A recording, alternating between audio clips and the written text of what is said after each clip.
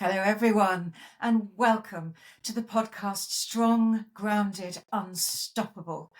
And you're in the right place today. I have the most wonderful guest, Charlott. Oh, Charlott, how do I say your surname? Fagergard. Fagergard, Charlott Fagergard. Now, you can tell from that she's not from England or Britain, and we'll learn more about that later. I've known Charlott for quite a few years now, mostly online, but I had the absolute joy of meeting her at a PR and marketing retreat run by the indomitable Fiona Scott, and it was just incredible. So we have fond memories of that. So Charlott, welcome. Thank you so much for having me. It's a pleasure to be here. Absolute pleasure. Now, I know you as a super connector. In fact, you're a global connector, and now you're a client relations specialist, trademark consultant, and lover of the outdoors. So let's pick that up as we go through our conversation. But actually, I'd like to sort of almost start at the beginning with one of your earliest memories. So how far back into childhood would you like to go? I think the summers at my sort of parents' summer house with my nan, when I was about 4 or 5 years old. There's actually a photo of me standing there with an axe, which would horrify people in this day and age. But I was helping my father to chop wood, and I stood there very proudly with this, and obviously being supervised. But I think that's where the loving for the outdoors, gardening, and all of that sort of started. And later on in life, going to traveling and meeting new people. My nan was one of those women that just embraced people. Everyone was welcome. There was always food in the fridge, lots of cinnamon buns, lots of cookies, and baking and being outdoors and doing things together was the joy. So that lovely warmth and safety of real home. But you say a summer home. Is that something in Norway that is a normal thing to have? It is. My parents were not wealthy at all. It's quite well, it used to be. I haven't lived in Sweden for 32 years. Sweden, sorry, darling. But I think it was quite normal at the time to have a second home. We had an outdoor toilet and things, so it wasn't anything sort of spectacular, but it was wonderful, just wonderful summers. I wanted a horse, so I used to go out to pretend to sort of saddle my horse, and the fantasy that came from that. And I used to be able to help at the farm as well. So that was just beautiful childhood memories. Yes. Lovely. And also having someone in your life, an elder in your life who embraces people like that. I just think that's glorious, because to me, people's what it's all about. Exactly. Yes. Yeah. Understanding and listening as well, Yes. Yeah. And sometimes it's easier with a grandparent than it is with your own parents. And that's quite normal too.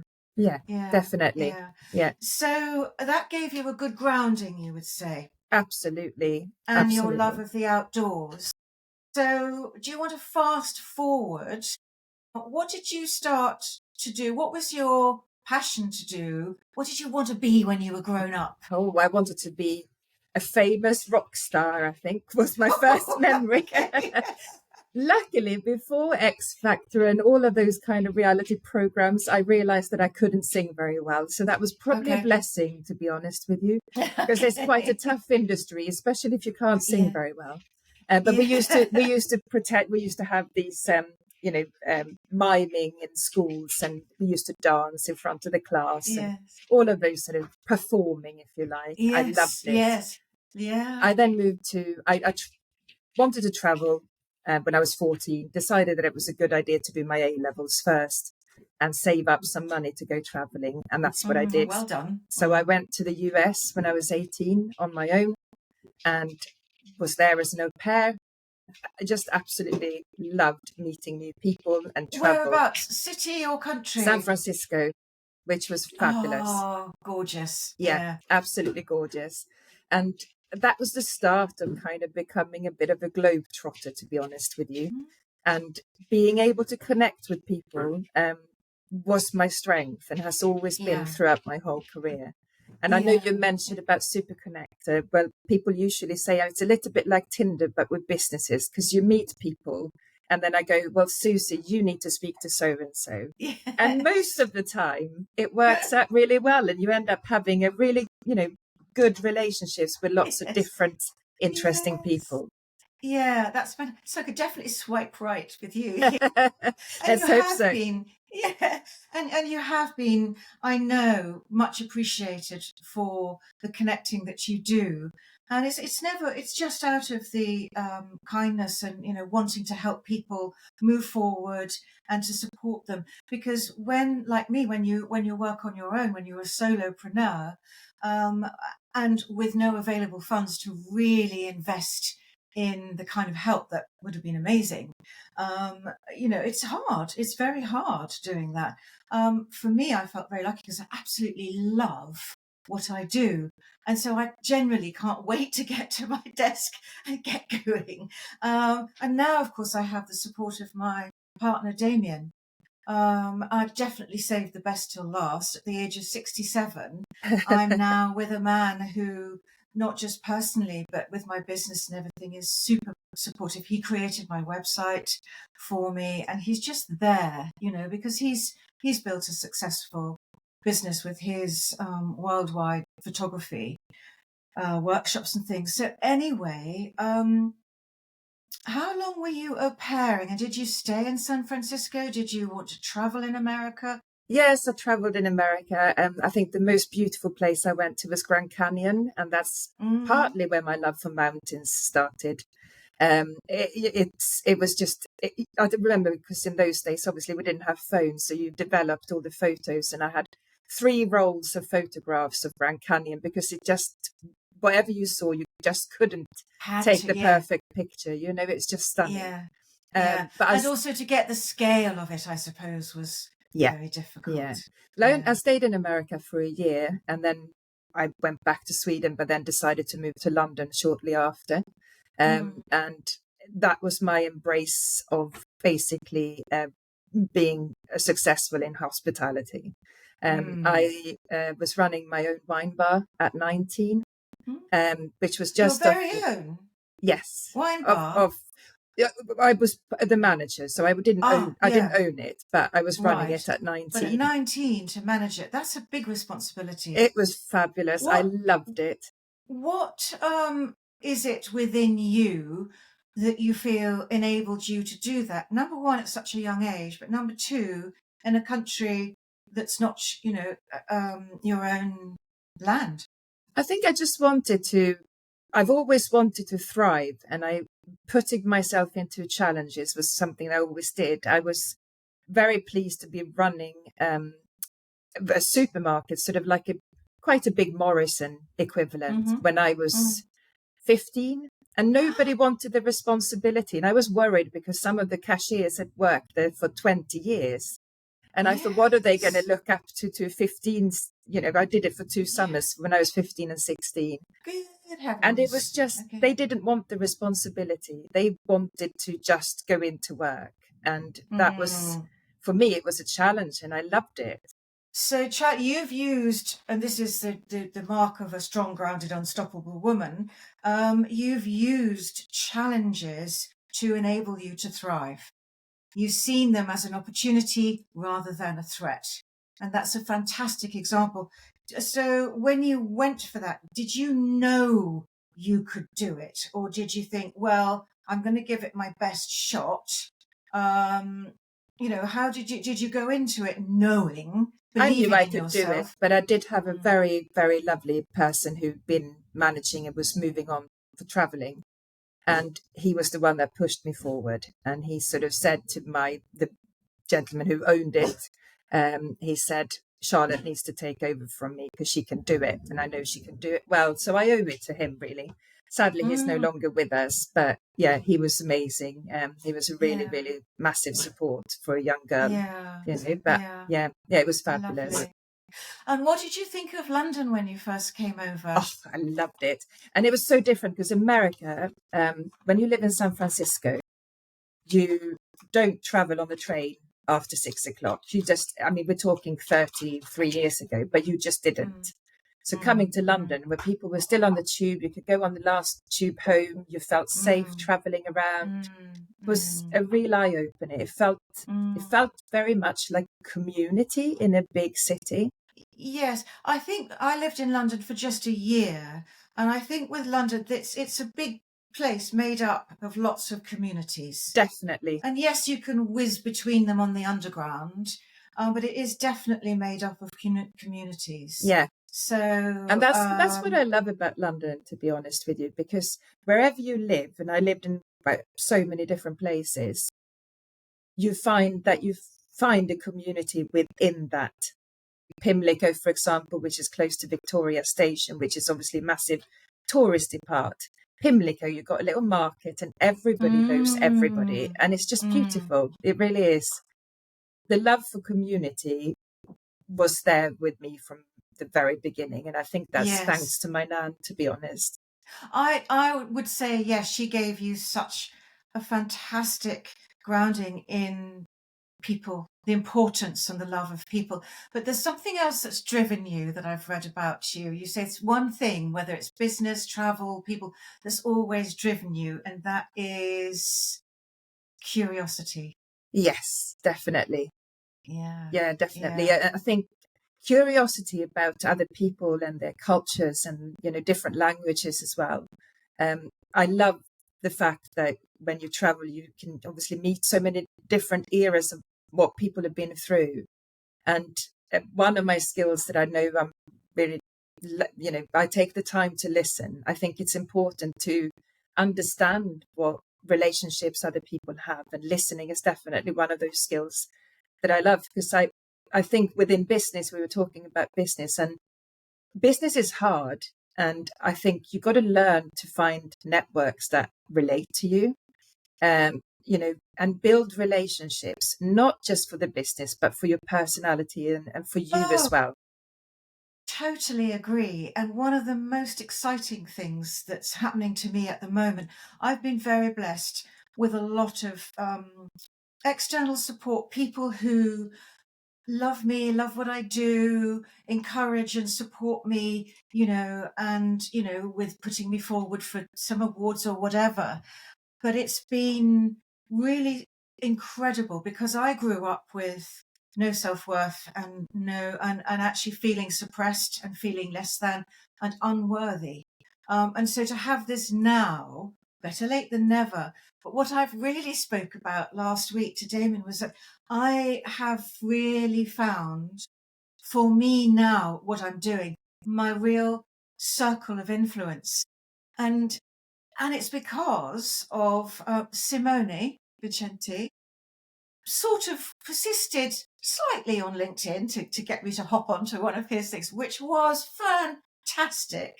And then he talked about the Speakers Awards order. And I said, is that the one with Maria and Elliot and Charlotte? He said, oh, yes. I said, oh, my word. So Simone and Lovelda are just gorgeous. Oh, absolutely fantastic. He's going to come on my podcast. So when I mentioned you, and of course then I said, Elliot's been on my podcast. He was the first one in last year that I released. It was still Our Spirited Life. And Elliot's story, he really gave in his story. It's fantastic. He's amazing. And I owe a lot to him, because he put us in touch with Jamie Stewart. So when we were running the network of Senior Bounds, it just grew so quickly, and it just something had to change, because I was in a place where I could no longer cope on my own anymore. And Elliot was amazing. He put us in touch with Jamie Stewart of Circle Networks. Ended up taking over the groups that we created, which was lovely. And so people didn't have to lose out. And again, that's what connecting is all about. Elliot, for those of you who don't yet know, he's a speaker and a speaker trainer. He's on my podcast, Our Spirited Life, and his story is incredible. And he's just a really lovely guy. But he helps people with their speaking, and he's super talented, isn't he? But he's just seems like a normal bloke. What they and he's created with the Speaker Awards, if you're somebody who wants to, whether you are already sort of getting 5K and working as a professional speaker, or if you're starting out, the Speaker Summit Day, they're calling it Pro Speakers, they've rebranded, but definitely get in touch with Elliot, Lavelde and Simone. I'm so grateful. I should have the funds to be able to go. I've been invited twice, I think once by you and once but I should have the funds, and I will when I'm feeling physically tip top and I've got my online program underway. That's the journey I want to go Or for to. anyone out there that's looking for that, what they created is just beautiful because It is beautiful it's because they're because of the beautiful people. relationships. Yeah. Yeah. Because when you're in a room with, strong personalities, it can be very kind of cliquey sometimes. But the way they've set it up makes it very, very special. So I highly recommend their community. Thank you. Yeah, they are both special. So anybody who's listening, if you want to get out there speaking, get in touch because these people are fabulous.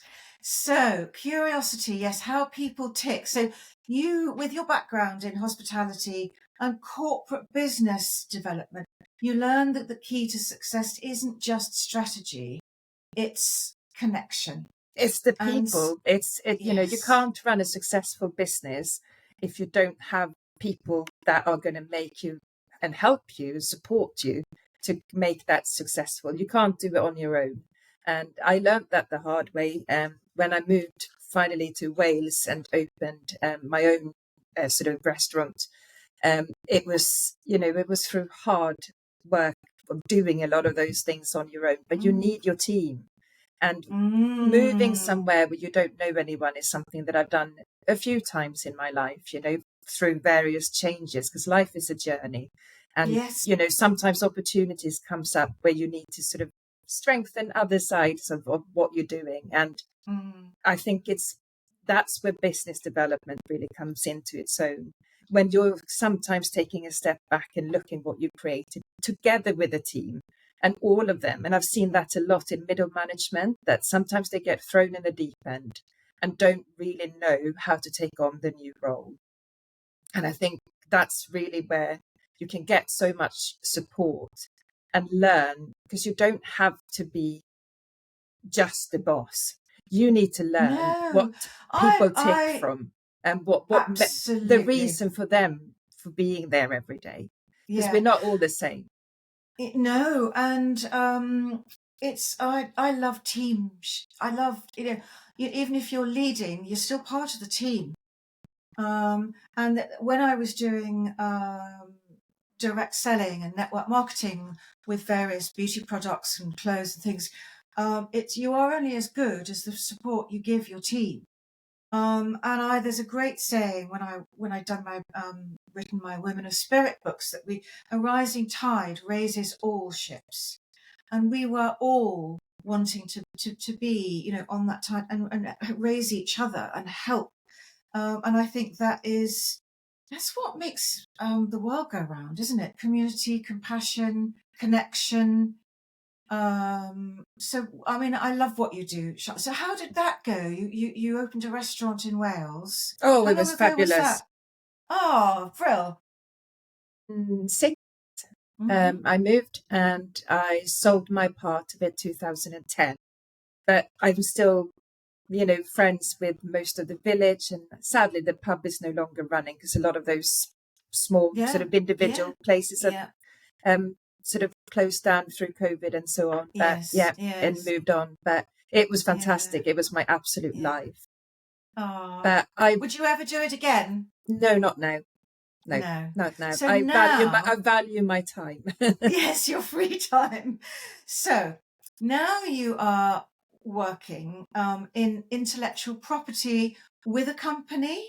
So I run a freelance business. I work 20 hours a week with Christopher Robertson, who of Robertson IP, and I have another client with that work with 17 hours a week, and I then work sort of on my own business. But I have put some boundaries in. At 52, I realized that I need some boundaries. And this year I decided it was time to put some boundaries in place and enjoy a little bit more of free time, not just working. I think having been in hospitality and corporate for many, many years, I used to work ridiculous hours and Very something had to go. demanding. Yeah. Yeah. And And a lot of people suffer from burnout, don't they? And really, you are perfect for this podcast, Charlotte, because you have, at the age of 52, decided that boundaries are really important, because life is too short, but also our health, our free time. We've got to protect that. The older we get, it doesn't mean to say that we necessarily get more decrepit, but we have to protect ourselves in ways that perhaps we didn't have to when we were younger. Would you say that's fair? yeah, I think with burnout, because a lot of people or younger generation, they, talk a lot about being burnt out. And burnt out, you can be, 1 week, you might have a tough week and you feel burnt out. That's sometimes how they see it. Now, clinical burnout, when you absolutely hit brand bottom, is very different from that. And Have you had that? I did, yeah. I hit burnout. I didn't know it at the time. I was still functioning, working, but I removed myself completely from all friends and family. And I lived on my own in a little cottage. And that is one of the signs when you start removing yourself from going out. And if you can hide away, and that's what I did. And I Just realized, literally go under the duvet. yeah, You yeah. know. And I Gosh, think, how old were you when that happened? oh gosh, 42, probably 10 years So ago now. 10 years ago. And where Yeah, were you working at that time? I was working in the corporate world, and I don't have children. So it was very easy for me to sort of go picked up and being able to travel. And, Mm. they could phone me and go, Charlotte, you're going to New York tomorrow morning, and all that kind of thing. And that used to be, exciting.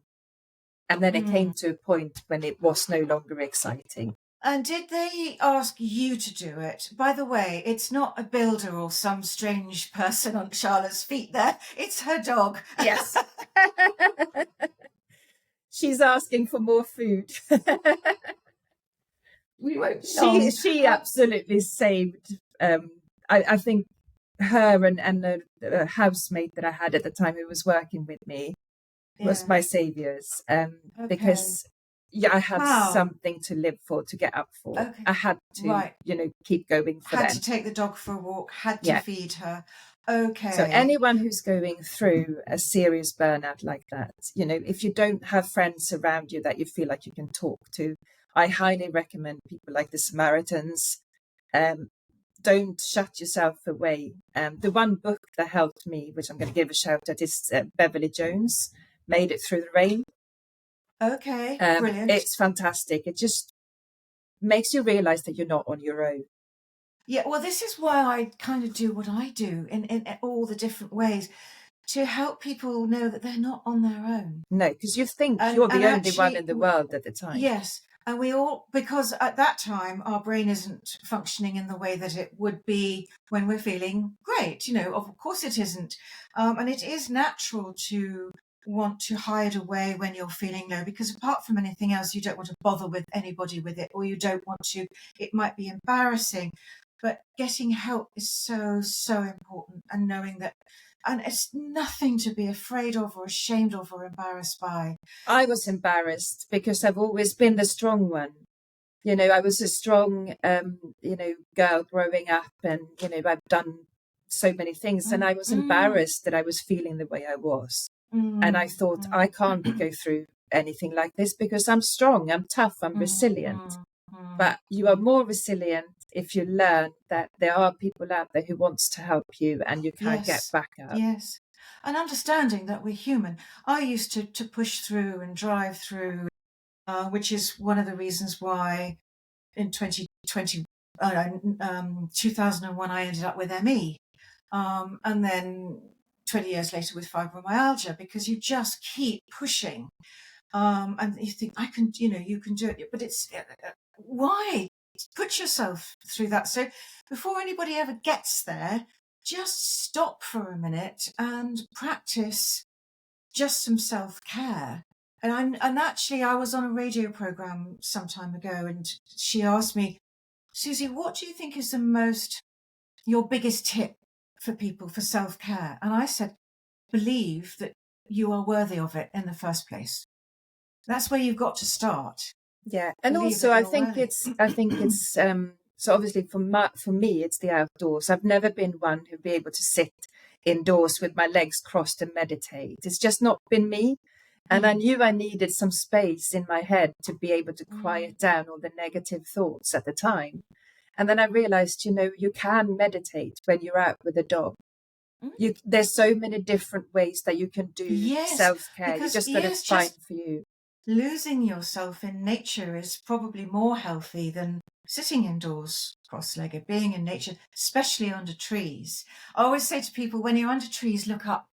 It's magical. It's a whole new world up there. It's So amazing. yeah, that's fantastic, Charlotte. Well, I'm so glad you've come through all of that and wiser as well. So tell us about one of the most extraordinary outdoor trips that you've done. You've done a couple, I think. So Everest Base Camp was absolutely incredible. It was all about teamwork, and you Yeah. support each other. You have to listen to your body. So even if you're stubborn, which I can be, you got to sort of if your body is saying that you need to stop for any reason, you need to stop. I had a lady who I know who recently did the marathon, and she's also rode the Atlantic. And she said, "What's your top tip for me doing the marathon at Everest Base Camp?" And I said, "You've got to listen to your body.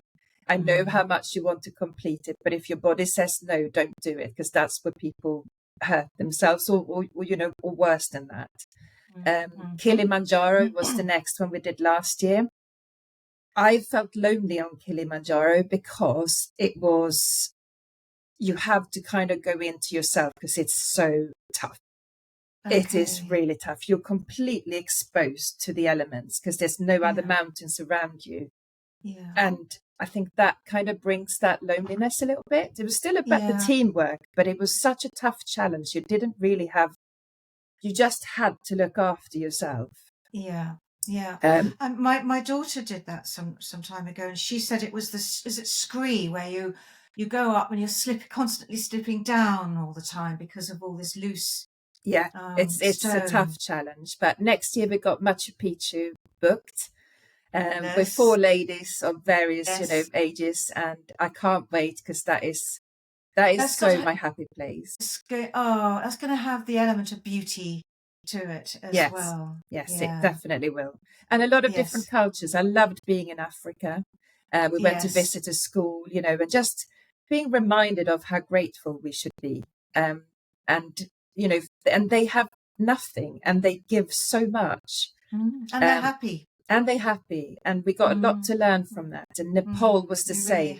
Really Nepal, when they're living in these tiny little villages that we passed, and the children were just excited of these little eco-friendly aeroplanes my friend was giving out because she runs a nursery, and that was their highlight of the day, and it's just glorious to see. Perhaps you'll come back and tell us all about Machu Picchu. Well, I would love to, absolutely love to. Okay, brilliant. So how do you relax, Charlotte? I find it hard to relax, I'm not going to lie. My relaxation is outdoors, definitely. And exercise is one of those things that brings headspace. I'm currently working with a personal trainer, Sarah, and she is so much fun that I now absolutely look forward to Monday evenings. Isn't it wonderful having one of those? When I was recovering from long COVID, I had one, and Amber, she came to the house. Oh my goodness, it was wonderful. It is wonderful. Real privilege, actually, especially to have that one-to-one. Yeah. It makes Monday evenings a lot of fun. So and that's set you the up training. Well for the week ahead. Exactly. Yeah, definitely. Yeah. Brilliant. So just before we say goodbye, on the speaker side of things, are you doing any speaking, or what is your connection with Elliot and Simone? My connection with them is supporting the speaker. So I'm a judge, and I'm probably one of the few that don't actually speak on stage myself. I do presentations through Robertson IP, I network for Robertson IP. I absolutely love being in the space of being able to protect businesses with my knowledge that I've had from the past. That kind of goes Actually, hand in hand. I meant to ask you, can you just in a nutshell tell us what IP is and who might need it and why? So every business needs to protect their intellectual property, and it's nothing to do with properties. I get that. Sometimes when I go into networks, they go, "Well, something to do with law, isn't it?" And yes, it is, but it doesn't have to be expensive. You don't have to book, you can just book a free consultation with us, and you can do it yourself. So, I know that Elliot, for example, did it himself with the speaker awards. You just need to be able to understand what you're selling. You can protect your own name as well, although that could be a difficult path. But again, we always offer a free consultation for anyone I'd who's love in to book business. one, actually. So, anybody out there, because some of my audience are women who want to leave the corporate world and set up something on their own, Charlotte would be a really, really good place for you to not necessarily begin at the very beginning, but once you know what you want to do, I would definitely be in touch with Charlotte. So, how do people find you, Charlotte? Website or? So the best way to is charlotte@patenthealth.co.uk. Okay, and that's Charlotte with no E, isn't it? It It ends in is. double T Yes. at patent.help.co.uk. .co.uk, and I'm on Okay, LinkedIn and all the socials, and brilliant. always get in Yes. touch. With intellectual property, the one thing I would say, please don't leave it until it's too late, because that's when it's going to cost you money. So if you're looking to set up your website, your branding, and spending money on that, that's the time when you need to search if anybody else has something similar. So Okay. because otherwise, if you're infringing on somebody else, that can lead to Yes. not just having to change your website and branding, but also Yeah. remove all of your social media posts for however many years you've been going. Oh gosh. Yes. It happened to Yes. one of Yes. our a financial director that I knew who thought he was too small. He was a one-man band, and last Christmas he had to remove 3 years of social media LinkedIn posts. It's not Oh somewhere I would want anyone to be. So my no. top tip is to have that free consultation as soon as Right. you're thinking about, getting your Yes. domain name, you're thinking about Yes. your website, the things Mm, that you want to sell, whether it's products or mm, services, get mm, in touch, mm. then that's the best way to do it. Most definitely. And again, it's about boundaries and protection, isn't it? Yes. For our businesses as well as ourselves. I am in the process of setting up a CIC, a community interest company, with two other amazing women. And it's resilient futures for women who are coming out of and recovering from domestic abuse, specifically for those women. I've suffered every kind of domestic abuse in my past, and I really, it's kind of where my heart is. This helping women come through that stronger and resilient, and to help them set up their own businesses, however small they are. So again, I think that could be something that we would need to talk about as part of the help and support that we give them. So Charlotte, you are amazing Well, for so thank you. many reasons. No, but both personal and professional. And you've always been a consummate professional, but with passion and purpose, and but also with calm. I can imagine anybody who comes in and sits with you feels that they're in a safe place. That's what I And want to create, and that's what we created where we are now. We're mm, based in an office where people have desks, so we are 3 ladies in this office. There's a lovely community feel. Christopher's got, lovely. and it's creating again that kind of community of supporting each other. We all run different businesses, and it's just a Mm, beautiful space to be able to be in. mm. And to be in that space, if ever and whenever someone has to start again for whatever reason, that's probably that nature keeps us going and keeps us sane. Oh, and your Yeah. dog. It's been very good now. She's had a lot of treats today. Just slipping them under the desk there. Yes, they call bark burgers. Okay, so do they stick their teeth together? No, this is a new little company I found with the natural treats. So yeah, she's been having lots of little bark burgers this morning. Okay. I think that's another tip for anybody listening who has a dog. Yeah. Oh, Charlotte, thank you so much. It's been so interesting listening to what you've been saying, and as I said, that lovely sort of air of calm as alongside it, and brilliant, just brilliant. Thank you. I think all of you out there is unstoppable in one way or another. So I love the Sometimes podcast. Sometimes we need Susie. help, and it's a strength to ask for help. It's not a weakness; it's a strength. Definitely. And I learned that by many years ago.